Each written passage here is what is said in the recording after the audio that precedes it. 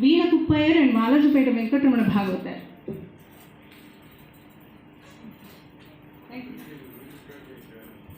Thank you, ma'am, for your interesting presentation.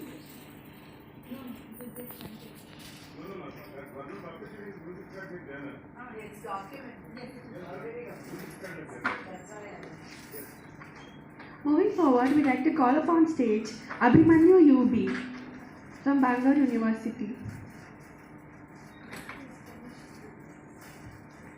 Okay, next we'll call upon Alameen.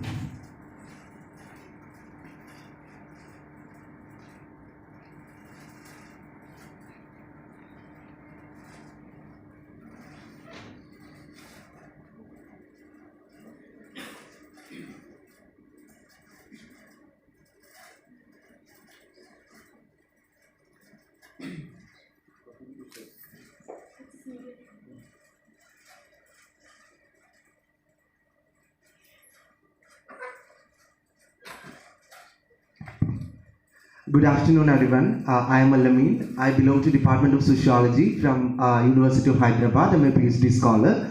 So the paper today I'm going to present is Experiencing Real and Real, a sociological inquiry on performative social media experience of classical dancers in Kerala. When we talk about classical dance in India, generally when we look at art, it is considered to be one of the interesting cultural expressions representing communities and identities. According to Narayan in 2004, he argues that Natya Shastra, a Hinduistic scripture written by Bharadan, considered as one of the theoretical base for performative tradition in classical dance in India. And it has connections over Hindu cultural symbols, that is Massey's argument in 1999. The post-colonial claims over a particular style of performance considered to be classical has certain socio-cultural implications. Classical dance forms are also bureaucratically recognized by Government of Ministry of Culture, Government of India and Sangeeta Nadaka Academy. It was a huge effort from the bureaucrat and media as a nationalist project to have a heritage politics of classical dance in India. Then it created certain historical landmarks with traditional cultural notions. But similar to other fields across the globe, classical dance forms also got rejuvenated over the period of time with more nuances and innovations along with adapting technology. Theoretically positioning this classical dance form, we could see two different perspectives. One is basically traditional line of thought, which the traditional rejuvenating certain traditional choreographies, narratives and productions. But also there are a lot of efforts in terms of creating a newer possibilities in classical dance. And introduction of virtual spaces played a significant role after the globalization to create a newer definition of classical dance. And I will be looking at the nature of performative social media engagement of classical dancers and their experiences based on content, market and the identity and other challenges. This is a review of literature.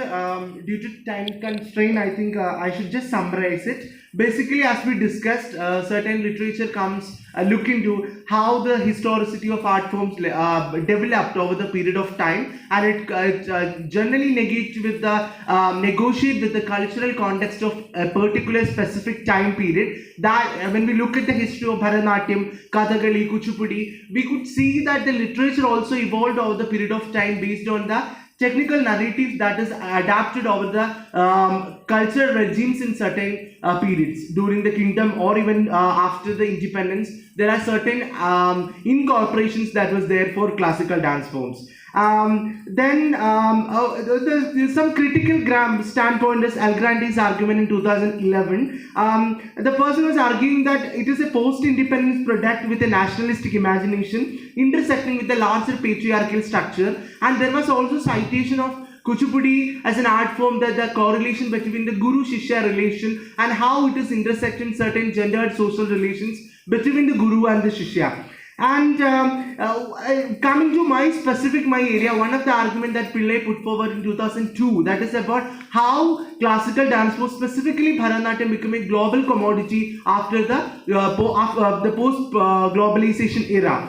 And this has shaped newer possibilities and opportunities for classical dancers across the country, presenting their content. And social media has deeply impacted as an agenda of the post-globalization. And looking at the methodology part, basically, I already mentioned regarding the research questions. And then the social exchange theory is used as a theoretical analysis, and basically that's developed by George Homans. And he was talking about the theory that is individuals weigh the potential benefits of interaction with one another. So it is again, it's mostly looking at as like, you know, what kind of benefit you gain out of your content. So that is how we adapt that particular theory in the context of social media and classical dance discourse. And basically researcher adapted a qualitative research, taking interviews of dance practitioners from Kerala, and also autoethnographic research methodology, which where the researcher itself is a dance practitioner, and critical discourse analysis used for data analysis. Now when we talk about analysis, this is the part that which we are really looking into. And one is how this classical dance form is breaking the boundaries and the post-globalized world. So using the qualitative strategy, when I was discussing with certain classical dance practitioners, they were narrating that the post-globalization era, even though after independence there was a huge negotiation with Western countries, people represented the country and went different parts of the world and performed their performances. Post-globalization era created a market of capital for performers in the country. That means that was specifically looking to the payment, nature of production that they were looking at, and the time duration that they actually want, and also the season that they're similar to the dance festivals. They created a different time zones for performances across the globe. This created a newer possibility for performers to go abroad and perform. The second aspect is the sharing of knowledge. Earlier, what happened? The people, some of the people who trained from the country, they went to abroad and they started dance institution and training institution. Now, this newer possibility also created, even there are certain institutions based on Barneys in different parts of the world that create how the micro component as a style plays an important role even in the global market, because that created as a possibility. And when we look at creating content and redefining spaces and demand of the market, when we look at space, the theoretical conceptualization of Natya Shastra, when we look at that, the space itself has certain connotations. But when we redefine it through virtual medias like Instagram, Facebook or YouTube, the space has a different meaning. You can visually manipulate the audience. And how do you position yourself as a classical dancer in front of the larger market and media? For example, when we look at particular art form like Kathakali, you as a participant here, you just focus on my upper body. Okay, only your upper body. So when we look at this.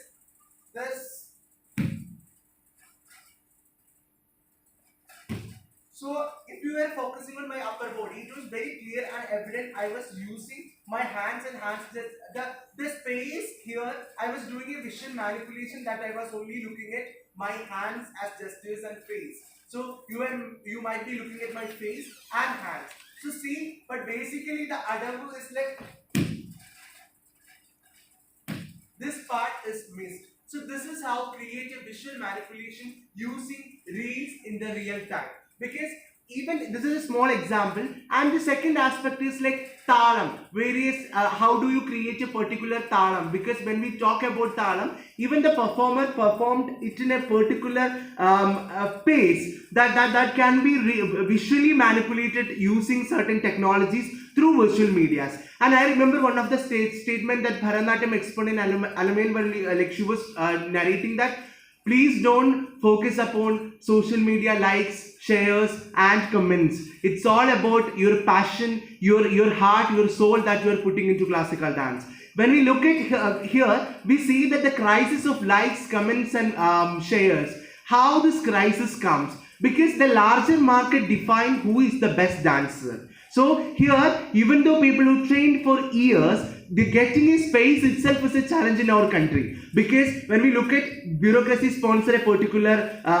capital for classical dance, and also media. Other than that, creating such kind of also institutions like this. Other than that, we don't have such spaces. So as some of the participants already mentioned, the influencer or the best dancer tag comes with the crisis of likes, shares and comments. Because the adavus, the perfections, the mandi or in our style we call nila, everything is redefined by the larger notion of this likes, share and comment crisis. Because that's not only in YouTube and Instagram or Facebook. And the second aspect of is who is gaining capital out of it, and how do we establish as a good classical dancer. That's a crisis that comes, because even when you get more number of viewers, the market is going to pay you as influencer or like monetary support through YouTube, but getting into that market premise itself has vulnerabilities,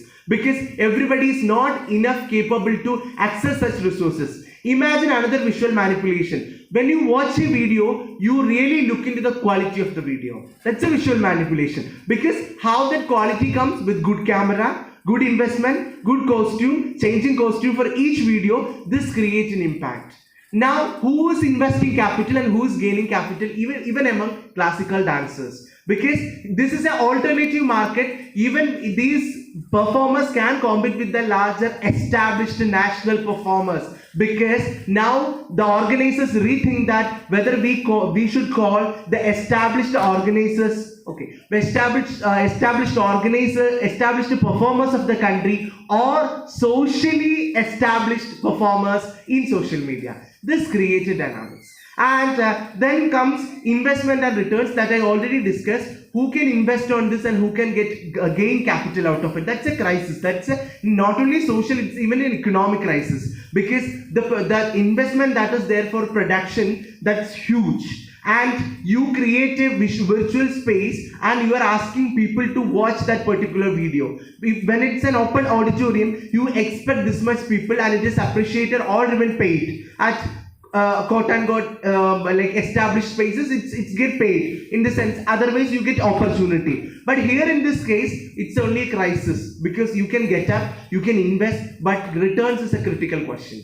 Now the identity question of gender, caste and class comes, because the religious identity or region identity or gender identity also plays an important role. The social media attack on male classical dancers, the stigma that is there in the society, because it's very critical, because as a performer, institutionalized performer, even we saw a classical dancer yesterday, we all clapped and appreciated, because the person is affiliated with an institution, the person is trained and we are aware of it. But when it comes to the virtual platforms, the male classical dancers are bullied and socially harassed based on their passion towards classical dance, the gender dynamics. Even for women, what happens? The women who perform not in it, the matrix of the social notions of that, not that particular matrix, people started getting bullied. So that many of the participants revealed their experience that they had undergone this kinds of social taboos and social bullying through social media based on their selection. And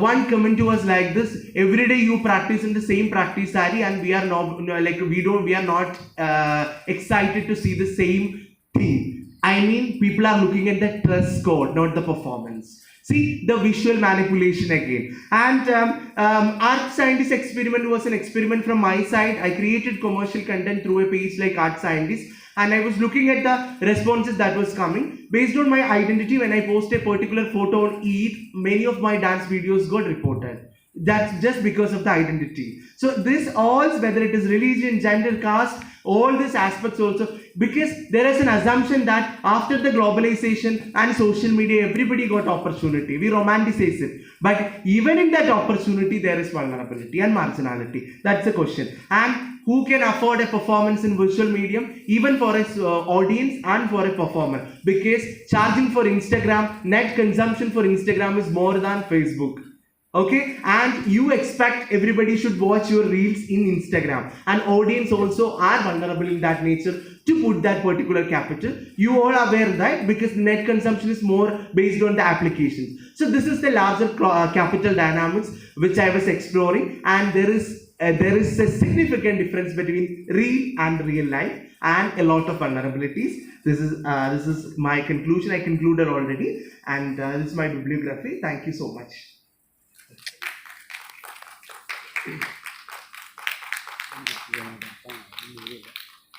Any questions? Thank you for innovative and